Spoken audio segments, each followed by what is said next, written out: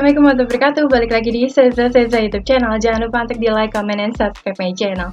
Halo, apa kabarnya semua nih? Semoga semua dalam keadaan sehat-sehat walafiat. Amin ya. Dan kali ini gue akan membahas nih mengenai sejarah kastengel, kue kering mahal yang pernah dijadikan alat barter. Seperti apa cerita lengkapnya? Gue akan membahasnya secara detail.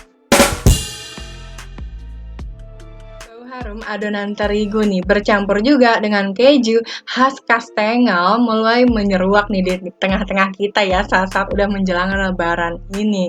Nah, kastengel sendiri nih adalah kue kering andalan di hari raya Idul Fitri bersama juga dengan kue kering lebaran lainnya seperti nastar dan juga putri salju ya.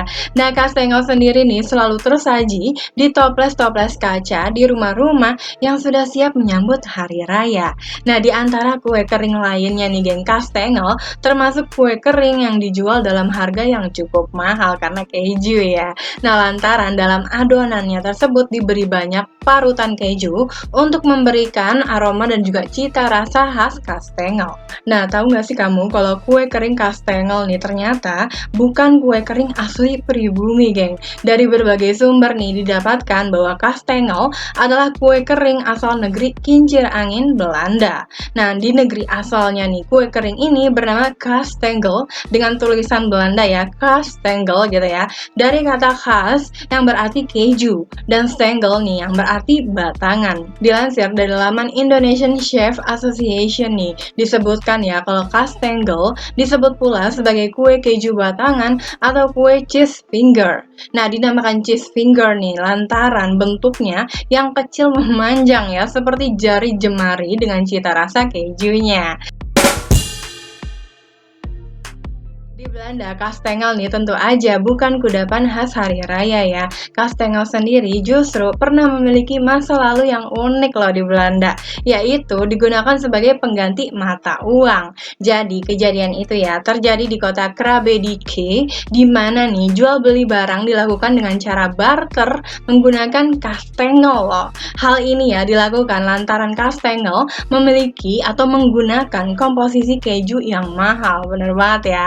Karena rasa kejunya benar-benar renyah banget sehingga dianggap nih sebagai makanan yang cukup bergengsi. Chef Vidi nih, seorang anggota Indonesian Chef Association mengatakan ya kalau kastengel sendiri masuk ke Indonesia nih pada masa kolonial Belanda. Di masa itu ya terjadi semacam akulturasi budaya juga kuliner. Nah, kue kering bergengsi ini biasanya disajikan di rumah-rumah pejabat atau pegawai Belanda nih yang menikahi wanita-wanita pribumi. Lewat proses itulah nih geng, akhirnya terjadi akulturasi kuliner khas Belanda dengan kuliner Nusantara yang awet terjadi hingga kini.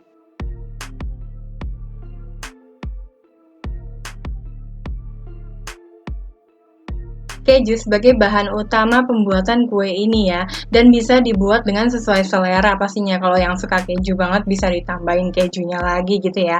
Nah, siapapun nih yang membuatnya dapat memilih keju yang akan digunakan, mulai dari keju Gouda, Edam, atau keju cheddar. Selain itu ya, keju parmesan juga sering nih digunakan agar aromanya lebih harum.